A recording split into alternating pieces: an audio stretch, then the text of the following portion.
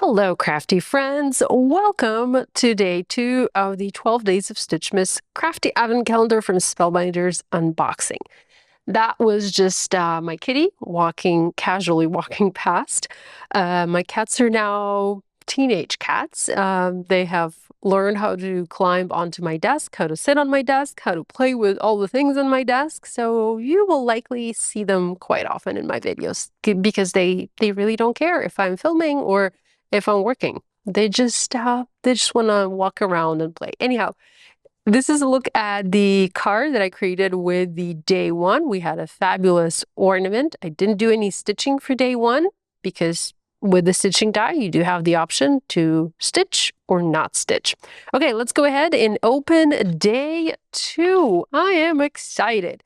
By the way, I'm not sure if you noticed this, but the days are labeled right here at the top, which is nice and convenient, and they go in order. So we have 1, 2, 3, 4, 5, 6, and so on. So that's very convenient. You know, I like creative packaging.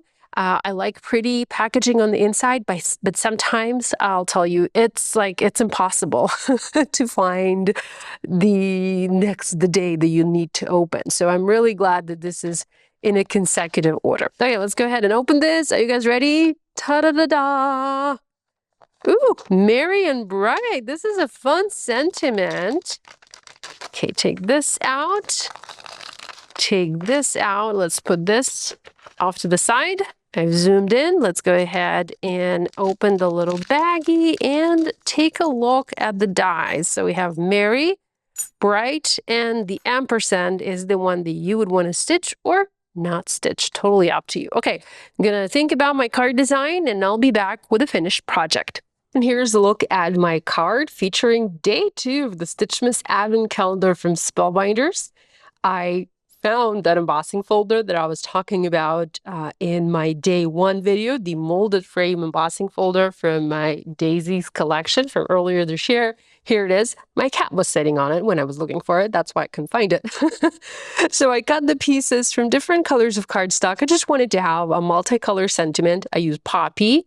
This is rainforest. Then we have pink. This is dahlia. We have windy and then poppy again. So I have 4 colors and they are repeating. My original plan was to have the ampersand cut from rainforest cardstock, but as you can see, I replaced that with gold from the treasured cardstock pack, and I kind of feel like that looks a little bit better.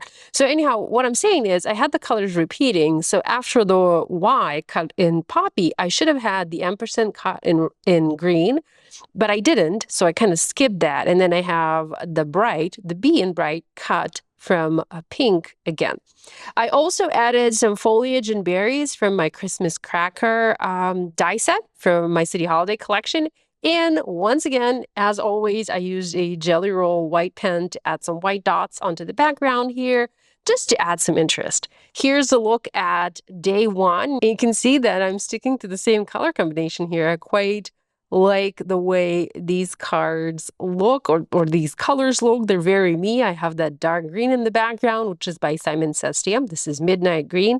If you have the old Spellbinders cardstock, you might have some of this similar dark green in your stash. And if not, you can always get it from Simon Says Stamp. It's a beautiful dark green color. I'm always drawn to dark colors because I think that light colors, vibrant colors, always pop on dark colors of cardstock. So this is my reasoning. This is why I'm pretty much always using the dark colors of cardstock. Anyhow, this is a look at day 2. I had a blast making this card. Oh, by the way, I forgot to mention.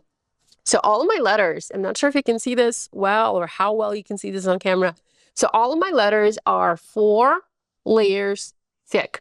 What I did here is I die cut Merry and Bright from red cardstock. Then I die cut the Merry and Bright from green, then from pink, then from blue. And then I just picked 1 letter from each die cut to have the multicolor sentiment. But I had all of the extra die cuts and I didn't want to waste them. So I just glued them together using my Bearly Art glue. This gave dimension to my letters.